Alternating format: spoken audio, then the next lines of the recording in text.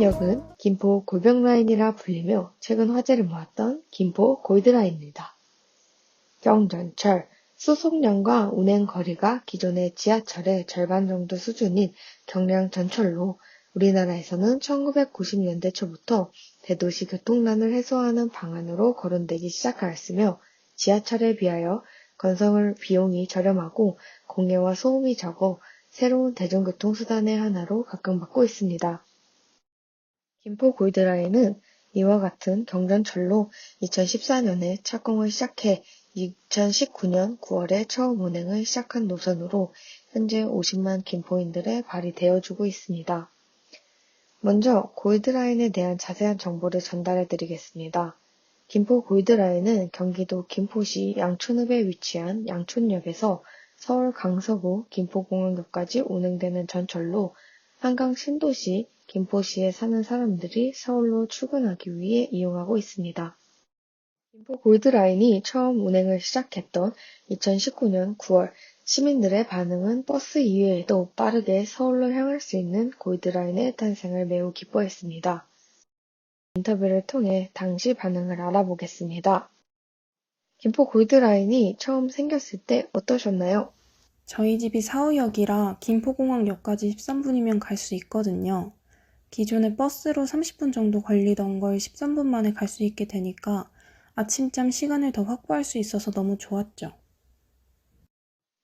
이처럼 김포 골드라인이 처음 시작했을 때 당시의 반응은 매우 긍정적이었습니다.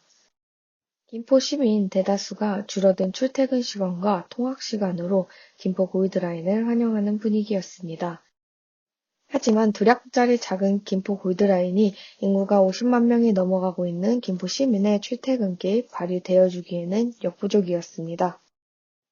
김포 골드라인은 현재 출퇴근 시간대에 정원 172명보다 2.15배 많은 최대 370명이 탑승하는 것으로 추정되며 혼잡률 285%를 기록하고 있습니다. 이태원 압사 사고 이후 압사에 대한 우려감이 높아지며 김포 골드라인에 대한 우려의 목소리도 많아지고 있습니다. 또한 최근 4월 2명의 승객이 호흡곤란으로 실신하는 문제가 발생하며 언론의 관심을 받기 시작했습니다.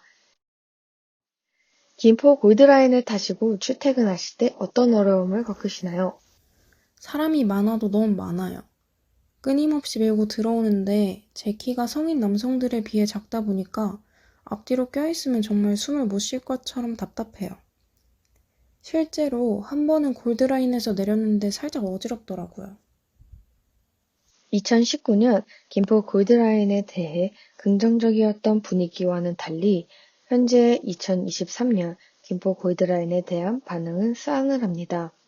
비카인즈를 이용해 김포 골드라인과 관련된 연관어를 분석해보면 혼잡률, 골병라인, 긴급대책, 지옥철과 같은 부정적인 단어들이 많이 등장합니다.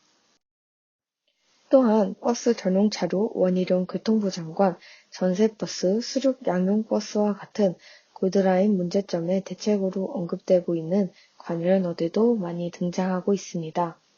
김포 골드라인과 이어진 9호선의 연관어를 분석해보면 긍정적인 답변이 73%를 기록하고 있으며 깔끔하다, 접근성이 좋다, 빠르다 등의 긍정적인 단어들이 등장했습니다.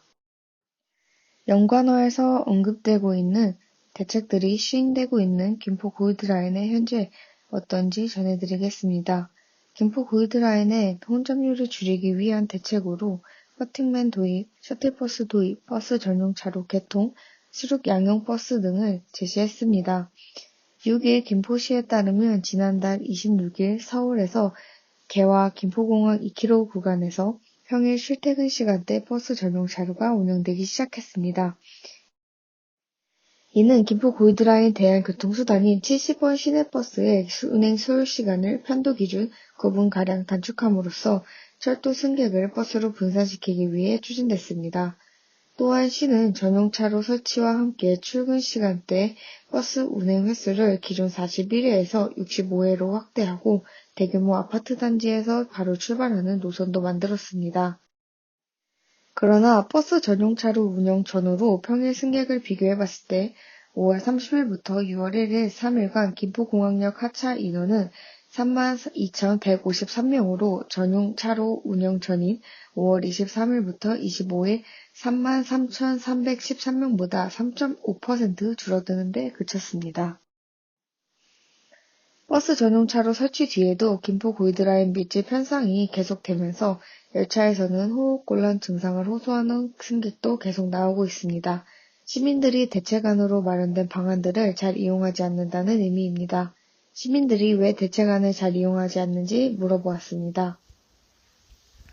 지하철 이용 시간보다 여전히 더 오랜 시간이 걸리고 저 같은 경우에는 버스를 타러 가려면 육교를 넘어가거나 아니면 사거리 신호를 기다렸다가 건너서 정류장에 가야 하거든요.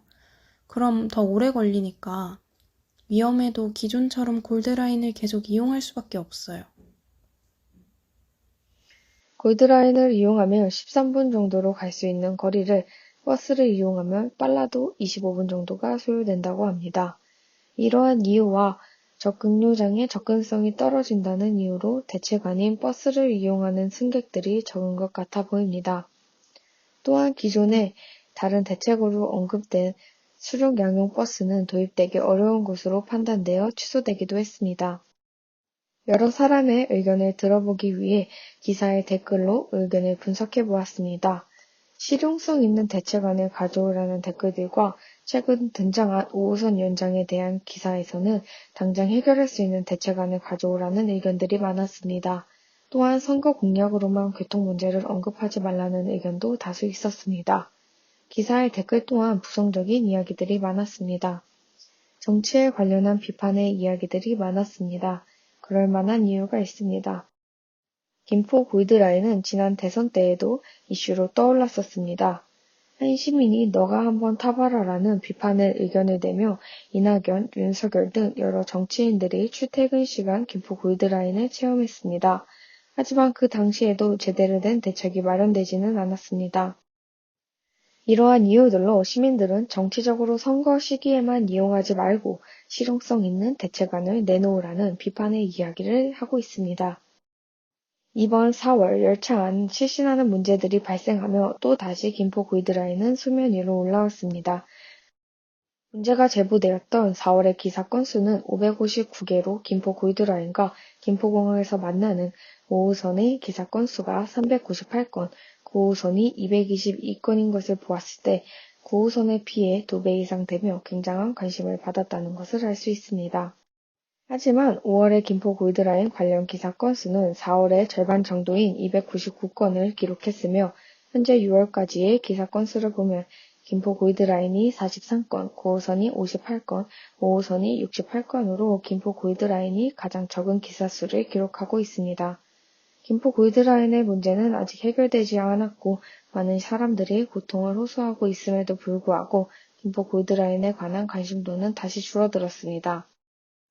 오늘 김포 골드라인에 대한 여러 이슈들을 전달해드렸는데요. 우리 사회의 많은 문제들을 해결하기 위해서는 우리가 지속적인 관심을 보이는 것이 중요해요. 바쁘다 바빠 현대인이지만 김포 골드라인뿐 아니라 사회의 많은 문제들에 대해 지속적으로 관심을 가져보는 건 어떨까요? 세상에는 여러분의 관심을 기다리고 또 여러분의 관심만으로도 해결될 수 있는 문제들이 참 많답니다. 여기까지 박연수 에디터였습니다.